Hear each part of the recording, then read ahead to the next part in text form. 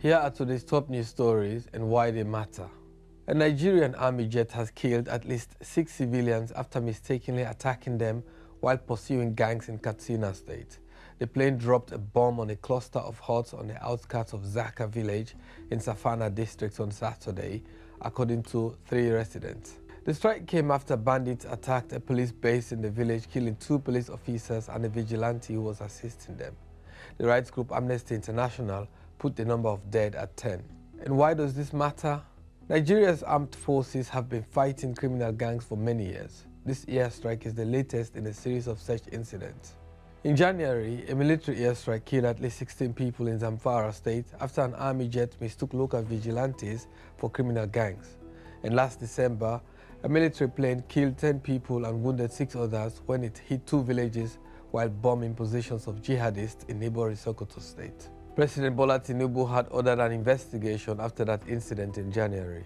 On to Uganda, where opposition politician Kizza Besigye, who went on a hunger strike last week, has been rushed to hospital after his health deteriorated. The Ugandan government on Sunday said it will drop a military trial against Besigye if he ended his hunger strike in jail. The pledge was promptly rejected as suspicious by Besigye's wife, UNAIDS Executive Director Winnie Byanyima. Besigye, who is a former ally turned rival of longtime President Yoweri Museveni, went on a hunger strike on February 10 in protest at his detention. The Ugandan government has been trying Besigye in a military court, despite a Supreme Court ruling that such a move against a civilian is unconstitutional. The charges include treason for allegedly threatening national security. And why does this story matter? Information Minister Chris Baryomunsi told AFP News Agency that the government is fast-tracking the transfer of Besigye's case from the court-martial to the civil court. The minister said in an earlier message on X that he had visited Besigye in prison on Sunday in the presence of his doctors and asked him to resume taking food pending the transfer. The army, which has not yet commented on the announcement, had previously dismissed the Supreme Court ruling and insisted the military trial would go ahead.